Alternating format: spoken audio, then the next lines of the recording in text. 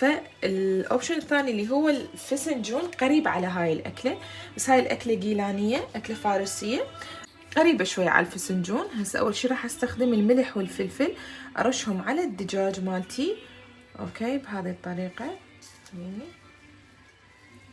اوكي، وابدي افرك الدجاج بالكركم والملح فقط بهذا الشكل.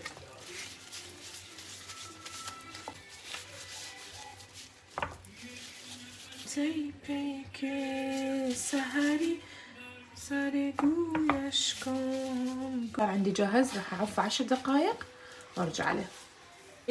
راح نسوي انه راح نضيف زيت الزيتون، نبدي ناخذ الدجاج مالتنا ونقليه بهذا الزيت حتى ياخذ لون حلو.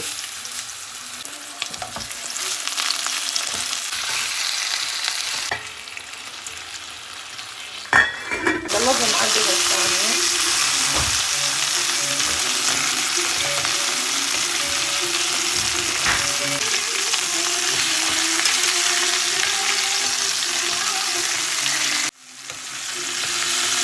وهسه كل الدجاج اللي سويناه راح يعني قسر راح اشيله.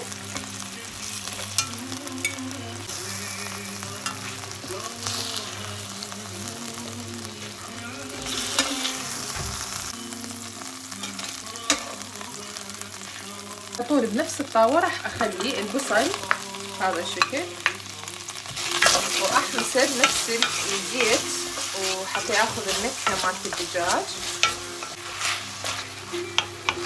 بس يبدي البصل وياي يتغير لونه وراح اضيف هسه الثوم المدقوق اقلبهم، اخليه فلفل اسود، اخلي كاري شويه ومسويه. هسه ابدي ارجع الدجاج على البصل هذا الشكل.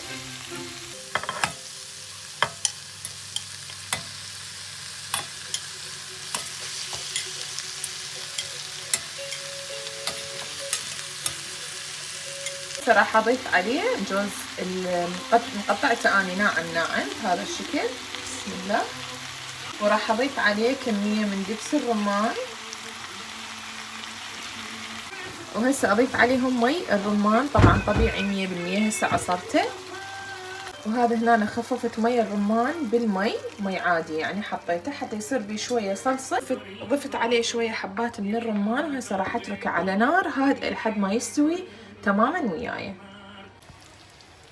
خلصنا اخر شي صبيناه ويا التمن. اليوم سويت تمن عنبر ريحته تجنن، هذا هو شكله، شوفوا شلون يشهي حامض زين. ورشيت عليه رمان، وبالعافيه جربوها كلش طيبه.